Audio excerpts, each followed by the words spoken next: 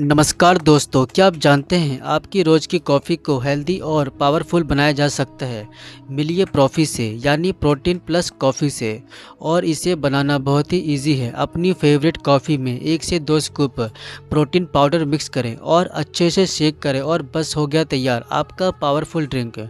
और इस powerful drink को पीने से एनर्जी बूस्ट और फोकस बढ़ता है।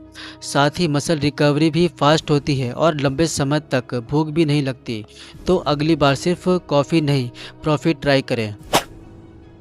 दोस्तों, क्या आप जानते हैं टार्डीग्रेड, जिन्हें वाटर बियर के नाम से भी जाना जाता है, ये धरती के सबसे स्ट्रॉन्गेस्ट जीवों में से एक हैं। ये -272 डिग्री सेल्सियस से लेकर 150 डिग्री सेल्सियस तक के टेम्परेचर को झेल सकते हैं।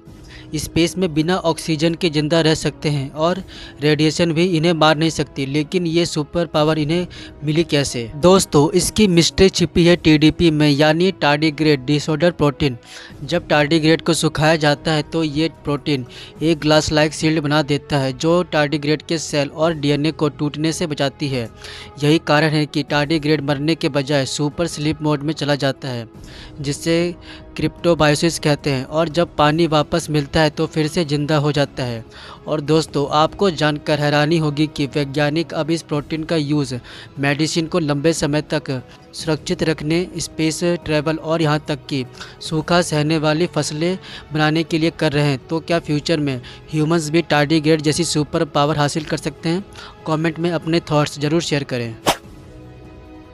दोस्तों, क्या आप जानते हैं हाल ही में वैज्ञानिकों ने ब्रेन में एक स्पेसिफिक सर्किट को आइडेंटिफाई किया है जिसे एक्टिव करके एंजाइटी यानी स्ट्रेस को बिना किसी साइड इफ़ेक्ट के कम किया जा सकता है। जी हाँ दोस्तों, एक स्टडी में पाया गया है कि ब्रेन के वेंट्रोमीडियल प्रीफ्रंटल कॉर्टेक्स से बेसोलेटरल एमिगडाला तक जाने वाले सर्किट में MGLUR2 रिसेप्टर को एक्टिव करने से एंजाइटी से रिलेटेड बिहेवियर्स में कमी आती है। और इसके अलावा साल्क इंस्टीट्यूट के वैज्ञानिकों ने ब्रेन में एक ऐसे रूट की खोज की है जो फ्रंटल कॉर्टेक्स को ब्रेन स्टेम से जोड़ता है, जिससे हम अपनी ब्रीथ को धीमा कर सकते हैं और साथ ही इसके थ्रू एंजाइटी और निगेटिविटी को कम कर सकते हैं। दोस्तों, क्या आप जानते हैं ह्यूमन हिस्ट्री में एक ऐसा भी साल रहा है जिसमें 80 दिन और जोड़ दिए गए थे, यानी कि वो साल टोटल 445 दिन का था। दोस्तों, हम बात कर रहे हैं साल 46 BCE की। दोस्तों, ये वो टाइम था जब रोम वर्ल्ड का सबसे ताकतवर देश था और वर्ल्ड में रोम का कैलेंडर चलता था जिसमें एक साल में सिर्फ 355 दिन होते थे। दोस्तों, अब आप सोच रहे होंगे कि एक साल में अगर 355 दिन होते थे तो इसमें क्या दिक्कत थी? दोस्तों, दिक्कत थी हर साल में 10 दिन का फ़र्क पड़ता था, जिससे सीज़न और फेस्टिवल्स गड़बड़ा जाते थे और फसल काटने का टाइम कभी जल्दी आता तो कभी लेट, जिससे लोग परेशान थे।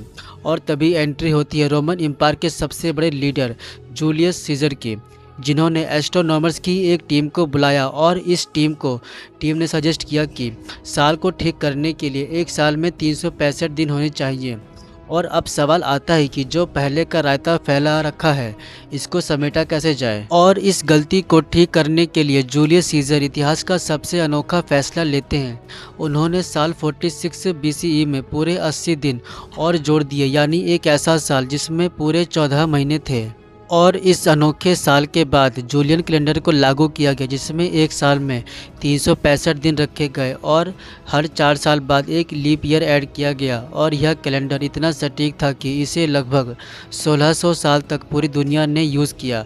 तो दोस्तों, ये थी वो कहानी जब कैलेंडर में 80 दिन और ऐड कर दिए गए थे। दोस्तों, अब वो दिन दूर नहीं जब आप प्लास्टिक कचरे से बने साबुन से हैंड वॉश करेंगे। जी हाँ दोस्तों, ये आपको सुनने में थोड़ा वियर्ड लग रहा होगा, लेकिन यह बिल्कुल ट्रू है। वर्जीनिया टेक के वैज्ञानिकों ने एक ऐसी टेक्नोलॉजी डेवलप की है जिसके थ्रू प्लास्टिक को साबुन और डिटर्जेंट में बदला जा सकता है। दोस्तों, इस प्रोसेस में पॉलीथिलीन और पॉलीप्रोपाइलीन जैसे प्लास्टिक को हाई टेम्परेचर पर गर्म किया जाता है, जिससे ये छोटे छोटे मोम जैसे टुकड़ों में टूट जाते हैं। फिर इन मोम को केमिकली फैटी एसिड में ट्रांसफॉर्म कर दिया जाता है, जो साबुन बनाने का मेन कंपोनेंट होता है। और इस प्रोसेस की सबसे खास बात यह है कि यह इजी और इफ़ेक्टिव है, जिसमें केवल हीट और सिंपल केमिकल्स की नीड होती है।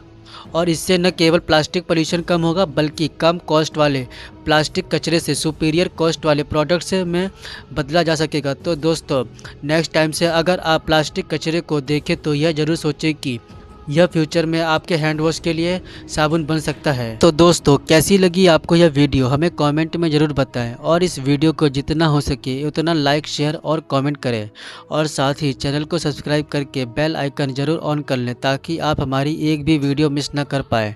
धन्यवाद।